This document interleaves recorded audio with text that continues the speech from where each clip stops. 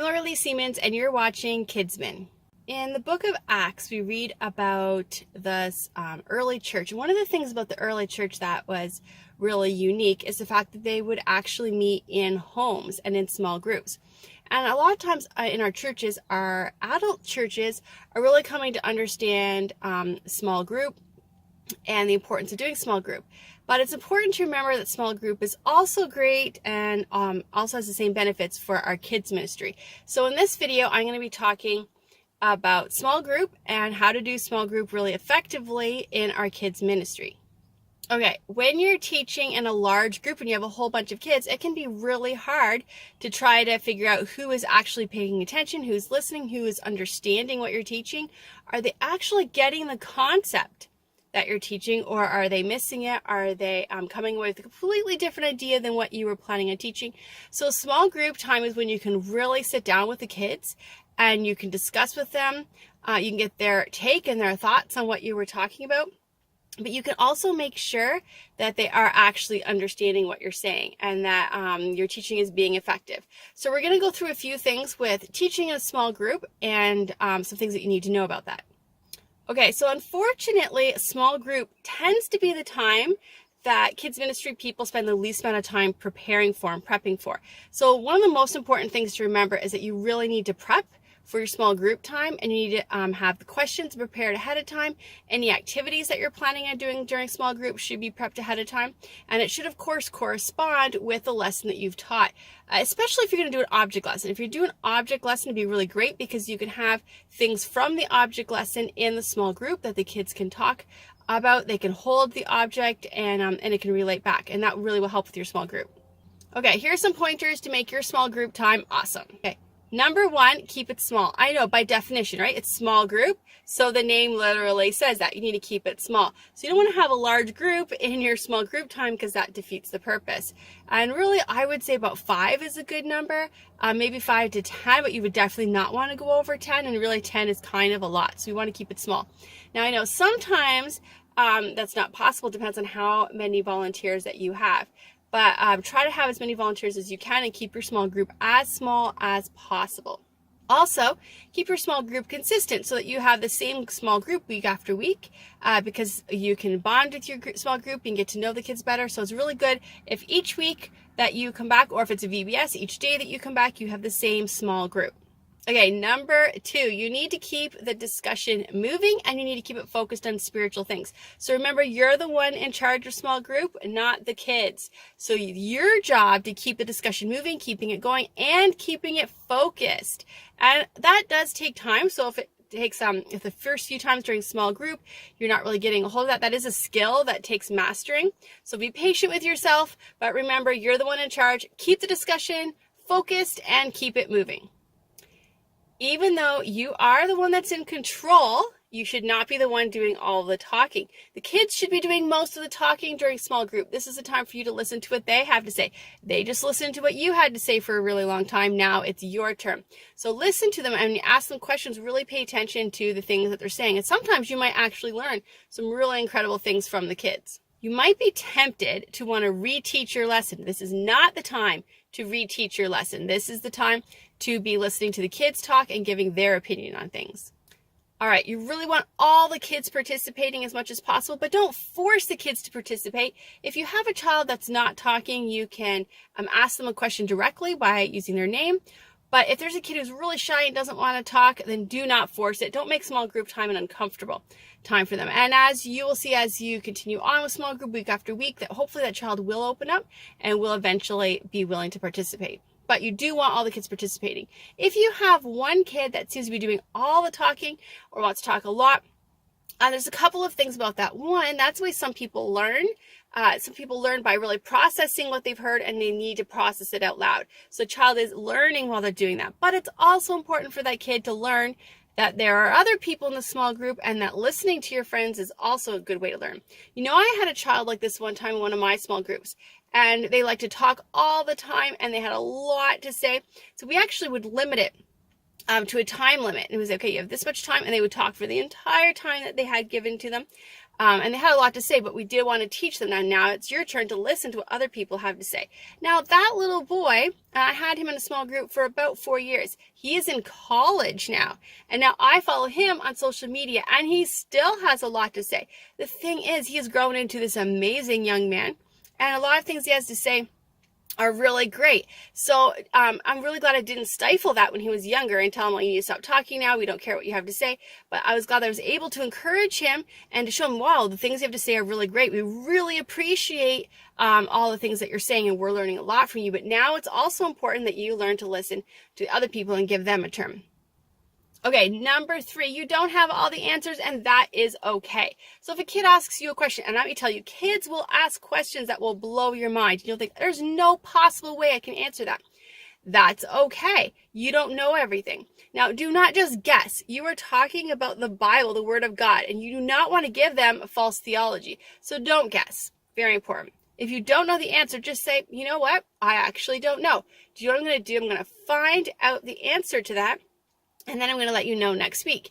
And so during that week, you could talk to people who you know, like your pastor or other people that you trust, and ask them the question. And you can study it yourself since it's something you don't know.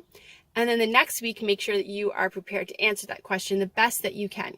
At the end of each small group, make sure you take time to pray, and pray for each child by name. Have you ever had someone pray for you by name? It's actually a really amazing experience.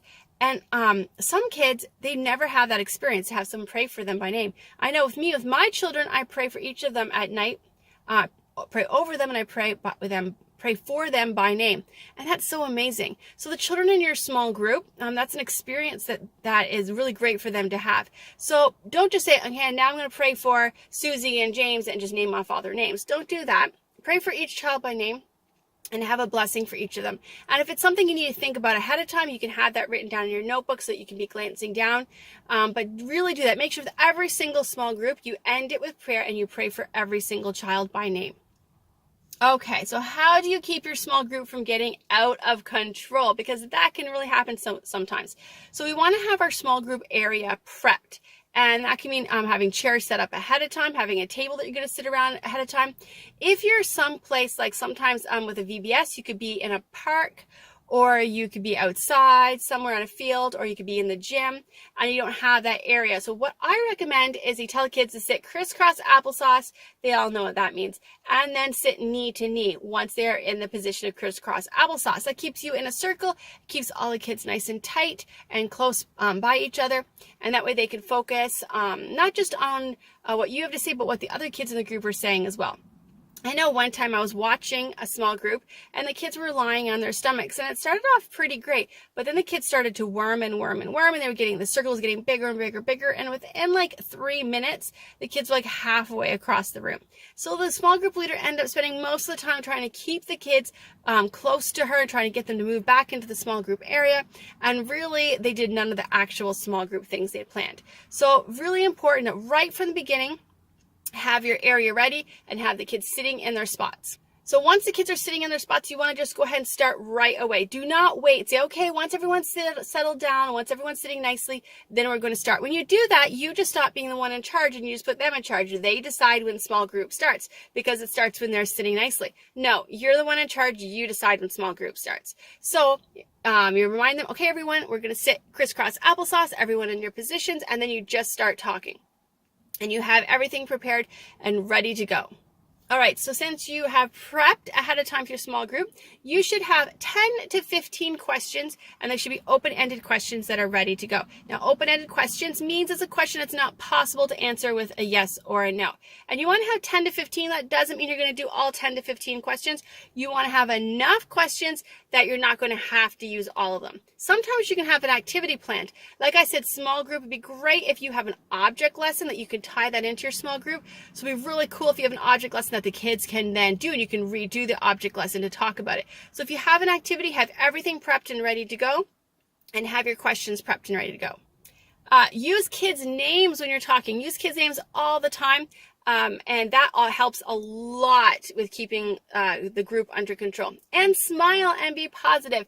If it's a fun, positive, happy experience, the kids are more likely to listen to you, and it should not get out of control. The next thing I want to say is keep notes on your small group. Now, there are actually apps for this that you can do, or you can just have on your phone just a note setting and keep notes. Remember the prayer requests that the kids ask, but remember other things, like simple things that they mention. It could be something like their favorite snack, or it could be their favorite color, or something that they're planning on doing that week. That way you can talk to them about it again next week, either in small group time or just other times when you were walking around at church or at VBS, you can ask them about it. One example I have is I had a kid one time mention to me, I had a white freezie, and white freezies are my favorite. Now, this was a kid who didn't really talk that much in small group. So the next time during our club, when we were having a snack, I brought freezies, and I called her name first. I said, I have a white freezie just for you. And then, because I know that's your favorite. And then I made sure I had a white freezie too. And so when we were eating, I held my white freezies up and I looked at her and I'm like, hey, twinsies, we had the same freezie. And that her face just lit up. And it wasn't because she had her favorite freezie. It's because I cared enough to remember. And it was like, now we were friends. And after that, she opened up a lot more during small group. So keep notes on it, because you think you're going to remember it. You're not. It also helps you during the week to be praying. You should be praying during the week for your small group. And you can look back at those notes, and that can help you remember what to pray for. And even things like if you want to have a birthday card or something like that you're going to send out to your kids on their birthday, you can look through your notes and you can remember things that can help you pick out the perfect card and also write the perfect note inside. So make sure you're taking notes on your small group. And I know you say, hey, I remember things. No, you won't. You'll send the wrong favorite snack to the wrong kid. Take notes. It's very important. Here's some problems that you might end up having. What do you do if one group finishes early? So you should have a time planned exactly how long small group takes, and then you need to end at that time. So if you're the group that always ends early because you're just having a hard time getting kids talking, then have a game prepped or have something that you do every single time at the end that is there that you can just pull out. You need to stay calm and quiet because the other small groups could be talking about some really important spiritual things. But have your small group times as a set time. I recommend 10 to 15 minutes. I wouldn't go over 15 minutes for small group because the kids are going to be wild after 15 minutes. But I guess it kind of depends on your age group that you're working with. But have the time set ahead of time. And then make sure everyone is ending at that time. You don't want one group ending and running around while another group is trying to stay focused, especially if you close with prayer. So this one group could be praying, they could be praying about some pretty important things, and then your group is running around. So make sure that everyone actually does end at the same time. Another thing that could happen is kids say inappropriate things. Kids say inappropriate things all the time, sometimes on purpose. And if you have a kid that's saying inappropriate things on purpose, then you just say that's inappropriate and you just move on. You keep talking and you don't let the conversation stay on that. But you could have kids who say things that are inappropriate and they don't even mean it to be inappropriate. One time I had a small group and we had quite a big range of age of kids, and I had a 4-year-old in my small group. And the 4-year-old asked for prayer for his mom because his mom was really, really fat. Now, obviously, a lot of the other kids started laughing. But this kid didn't mean it in an inappropriate way. He was actually really concerned about the health of his mother. And so what I did with that is I redirected what he said. So I said, you know what? That's really great that you love and care about your mom so much. Let's pray for the health of all of our parents, that our parents will make healthy choices and that God will keep all of our parents healthy so that they can take care of us. So when we prayed at the prayer time, I thanked God, and I used his name, of course, because you always use the child's name when you pray. So I thanked God that he was such a great son and that he loved his mom and his dad so much. And I prayed that God would keep his parents healthy. So when someone says something that's inappropriate, what you need to do is you need to look at what is the overall thing that they're saying, and then focus on the overall thing so that you can dismiss the inappropriate part that they mentioned.